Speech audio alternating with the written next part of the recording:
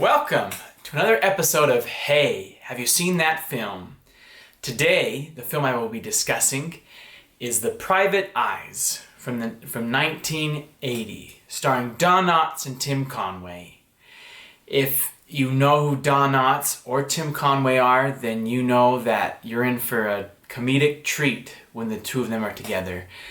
Don Knotts is famous for playing Barney Fife in The Andy Griffith Show, and Tim Conway got his start up in TV as well by playing a bumbling private in McHale's Navy.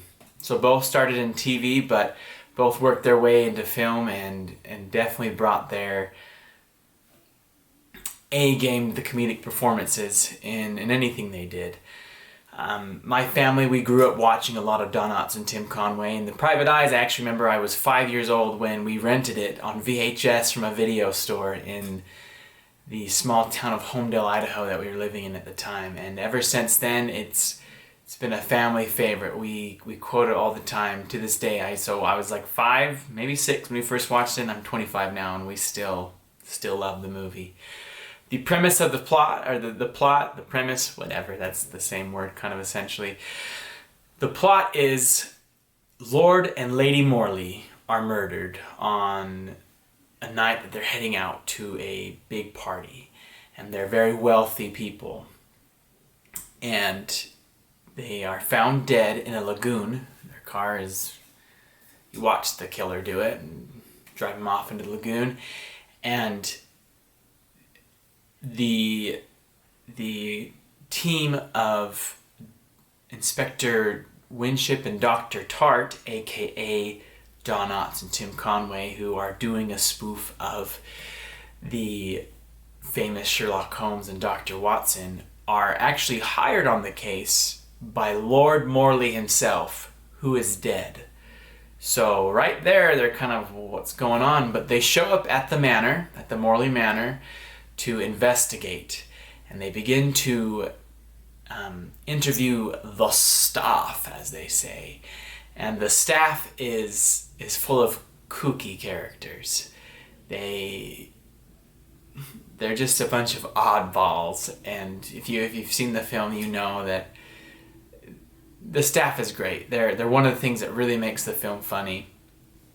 And then there's also the Morley's daughter, Phyllis, who is still alive and grieving over the loss of her parents. And everyone is surprised at the fact that Dr. Tart and Inspector Winship are there to investigate when the Morleys it was put down as a suicide. So along the case, there's lots of there's booby traps and secret passageways and more death that comes along as they are trying to figure out who murdered the Morleys. And there's danger at every corner as they get closer and closer. Now, the film is very much, it's a murder mystery comedy. And that's exactly what it is. It's hilarious.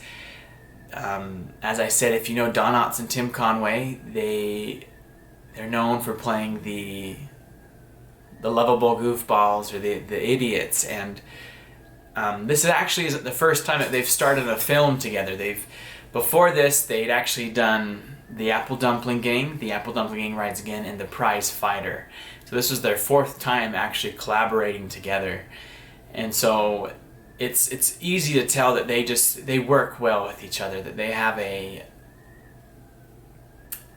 have chemistry with one another. Tim Conway plays the idiotic of the two of them, and Don Knotts is the one who appears to have more brains, but is still just as dumb as Tim Conway, and and that's how it works in all of their films. But the thing about the two of them is it works for them. It plays off so well that you just can't help but smile and laugh at the two of them, especially trying to solve a case. And that's what really makes the movie is the chemistry that they both have with one another. It's the highlight, because you just laugh at everything they do, and you're shaking your head like, oh my goodness. And They're hilarious. And as I mentioned, the rest of the characters in it are great as well. Each staff member is they got their own weird quirks. Like one of them doesn't like the word murder, and anytime that word is said, he freaks out and he gets into a rage. So you don't say that word around him. And the ending of it is kind of like, oh, it's one of those that keeps you guessing all along throughout the film. So to me it's a must. When Lauren and I got married, it was one that I made sure we watched together, because I've grown up watching it. Every time I get with my grandpa, I always watch it with him, because it's one that he's kind of one of the reasons we always loved watching Don Knotts and Tim Conway growing up. So for me, maybe it's more of the nostalgia, but I don't think so, because I watch it and I still just enjoy the movie. Even if I didn't know who these two were, I didn't grow up watching them, I think I would still laugh because it's just so funny. The movie is, if you've seen Clue, it's kind of got a similar feel to Clue. Now, Clue is obviously more famous, more has a bigger cult following, but I'm surprised that Private Eyes doesn't have its own cult following and not more people are talking about it. I would definitely say if you enjoy laughing, if you enjoy a good murder mystery, then this is the right film for you.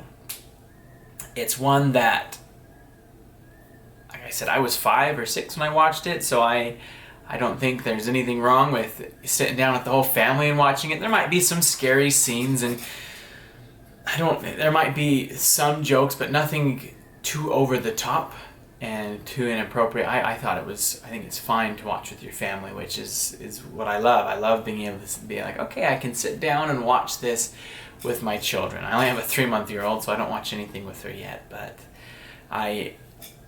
it's one thing I love. Some fun facts about the movie itself. It was actually written by Tim Conway. He's a comedian, so he writes a lot of his own stuff, and he wrote the script for this. As they were doing the film previous to this, The Prize Fighter, which was also written by Tim Conway, the film was actually a success for this more of an independent film production company, and so they okayed the Private Eyes, and so The Prize Fighter was released in 1979, and just another year later the movie world was graced with yet another comedy by the wonderful comedic duo of the two bumbling, lovable idiots, Don Knotts and Tim Conway. This film grossed a little over $18 million, and from what I've been able to read and find out, the budget was only $2.3 million. So it was a huge success comparing it to the budget. Now, $18 million doesn't sound like a lot of money itself, but looking at the budget and how much it made, it's like, yeah, that was a success right there. So it really is a funny film. It's one that on a Friday or Saturday night, if you're just looking for something funny, and this is the perfect film for you. I would recommend it to anybody. I would give it a 10. Hands down, it's a 10 for me because it's just so good. So check it out. I highly recommend it, and please let me know what you think about it. If you've seen it before, let me know what you think. If you don't like it, I want to know why. If you loved it, tell me. So thanks for watching. Make sure you subscribe down below and tell your friends about it. Take care.